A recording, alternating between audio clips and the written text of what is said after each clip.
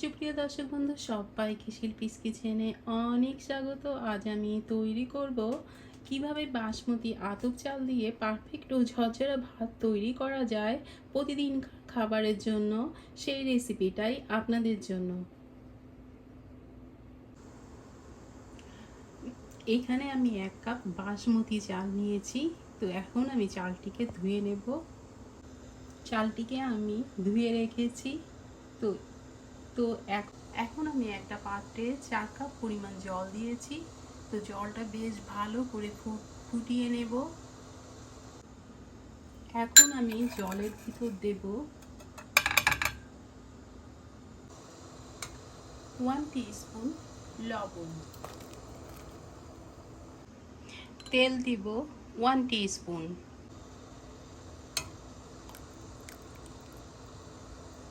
খুব ভালোভাবে মিশিয়ে দেব। লবণটাও মেল্ট হয়ে যাবে, তেলের সাথে মিশে যাবে জলের সাথে। এই পর্যায়ে আমি চালগুলোকে ছেড়ে দেব।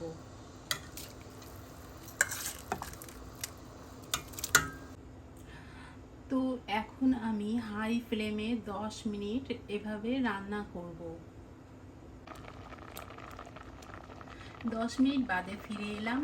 তো ভাতটা আমার কুক হয়ে গেছে।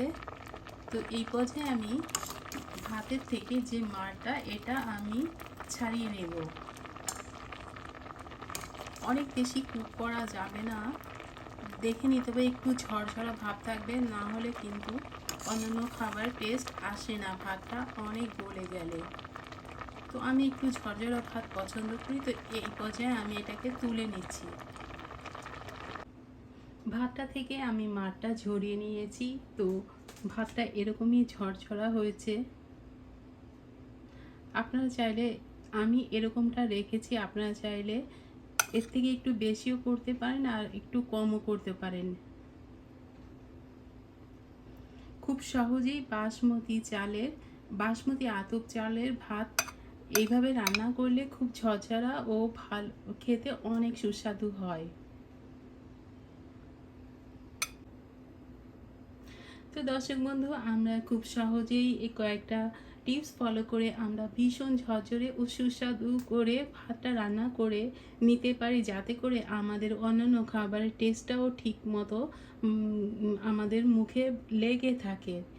তো আজ এই পর্যন্ত, দেখা হবে আমার নেক্সট রেসিপির সাথে। বাই।